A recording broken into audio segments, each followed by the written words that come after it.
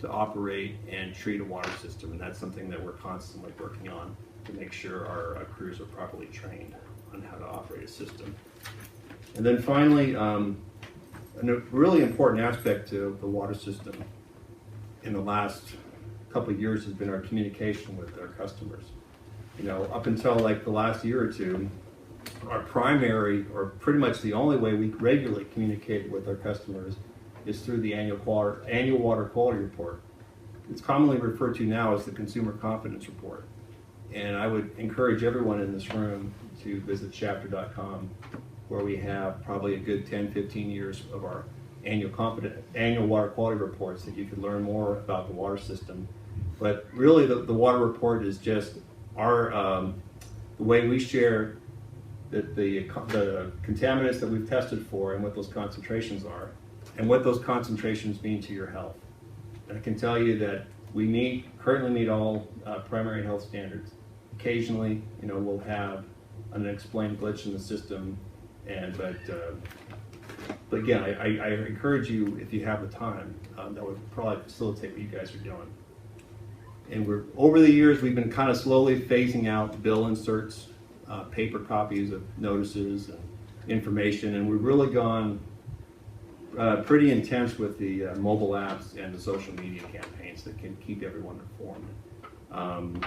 There's on the same chapter webpage, you can enlist in Blackboard Connect to sign up for routine updates or just emergency updates about things that affect the water system or anything involving the city. And that's been an invaluable way for us to get the word out to the public. And then finally, strangely enough, Facebook's been just a tremendous asset for us, just to interact with the public and reach a larger audience. So, I mean, I wanted to limit it to what I talked about and open it up to Q&A. So, if you have any questions about what I do or what I work on, I'd be happy to talk to you.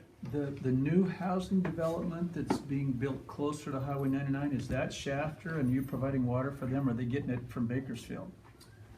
We're referring to the Lennar tract off of 7th Standard, being built by Lennar.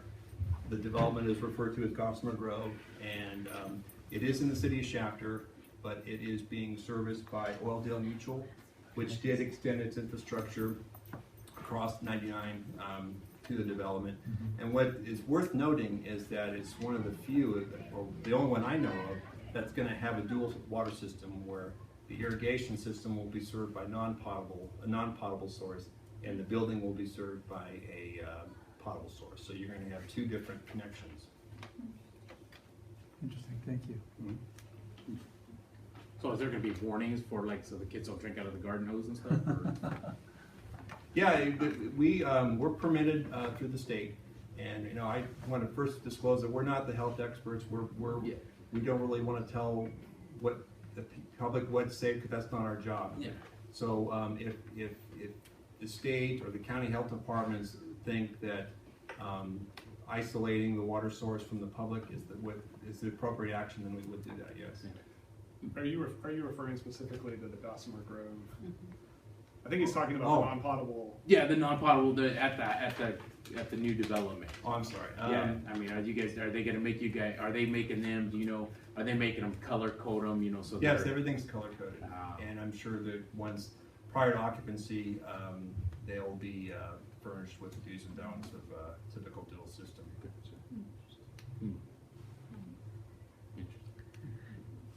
Can you give us any details about the recent crisis? I know you may be limited on what you can talk about, but any details you can share with us? Absolutely.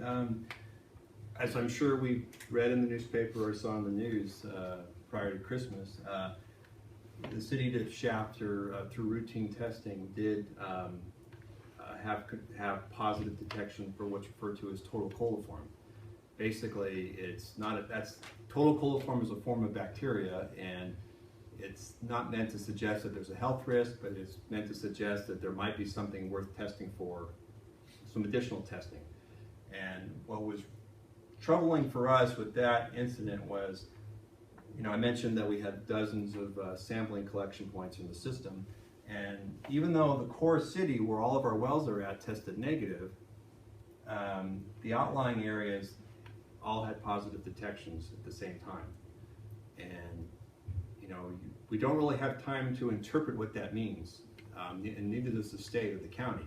So I got the call on a Saturday afternoon that everything was confirmed, and the state literally said, well, based on the vastness of those detections, you're required to issue a boil water notice to all of your customers. And we did have, because of that boil water notice issued by the state, the county was forced to shut down the restaurants and markets that they permit, every one of them, approximately 60 of them within our service area, all at the same time. And so there's not much you can do other than retest and have the state come out for an inspection of your infrastructure, make sure everything's operating properly. And we successfully did that on Monday, and then we had confirmed clean bill of health, I think the following Tuesday. And the investigation's ongoing, but I can tell you up until now, we have no reason to think that the water system has any health risks, or there was nothing wrong with our infrastructure at that time. But again, we're still investigating it, and we'll try to avoid it at all costs.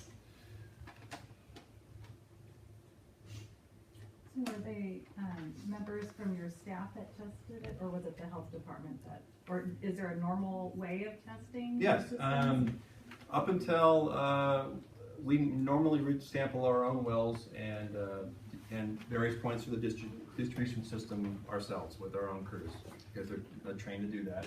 And then we would deliver those sample bottles to a lab in Bakersfield. But I think what we've learned from that is that it's probably in our best interest to have a lab come out and physically do the sampling for us, supervised by us. But yes, up until last month, we had done the sampling ourselves and took those sample bottles over to a lab for the testing. Any last questions? All right. Well, thank you so much for coming. Let's give them a round of applause.